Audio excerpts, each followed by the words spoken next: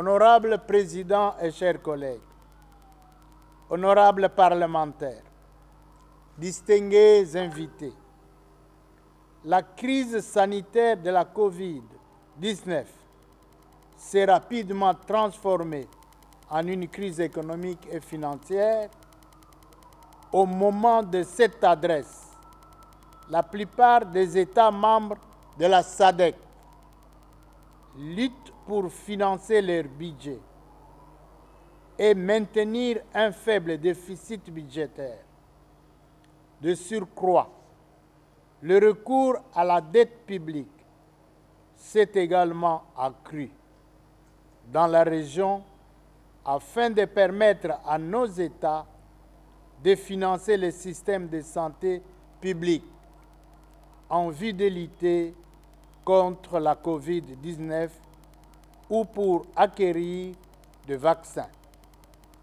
À cet égard, seule une réforme économique profonde et rationnelle va offrir de nouvelles opportunités à la région de la SADC.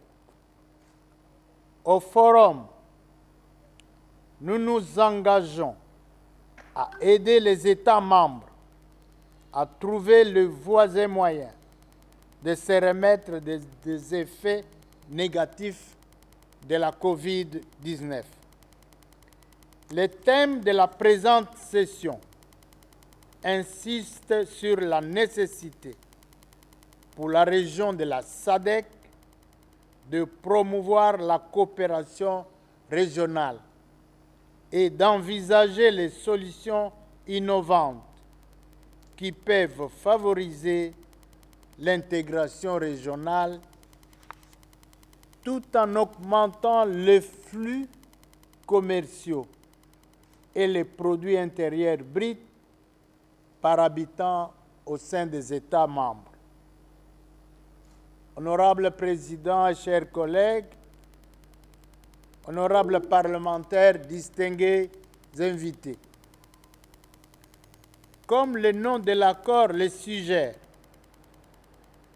la mise en place d'une zone de libre-échange signifierait que les flux commerciaux intra-africains se feraient sans barrière tarifaire.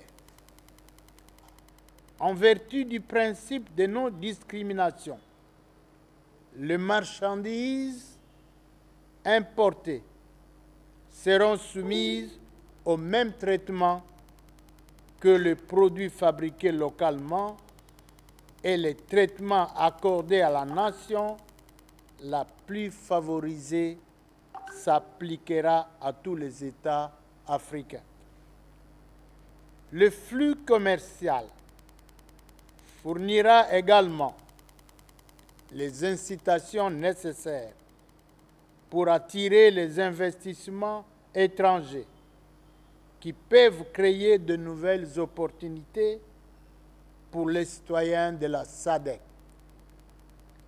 J'imagine donc que cette zone pourra favoriser la création d'emplois et l'intégration des populations de notre région. Toutefois, cette zone ne doit pas nous faire oublier l'écart de développement qui existe entre nos différents États. Il y a donc nécessité de planifier une période d'harmonisation de nos économies afin de les adapter à opérer dans une zone de libre-échange. Cette période d'adaptation permettrait de répondre aux problèmes de la convertibilité de nos monnaies et la mise en place de normes concernant la qualité des produits et des services.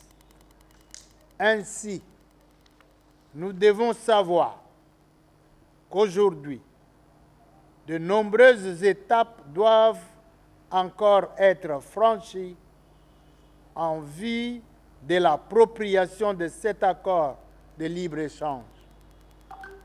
On s'attend donc à ce que cette auguste assemblée plénière délibère de manière constructive sur la question et prenne les résolutions nécessaires qui guideront les États membres de la SADC dans le processus de domestication et d'incorporation.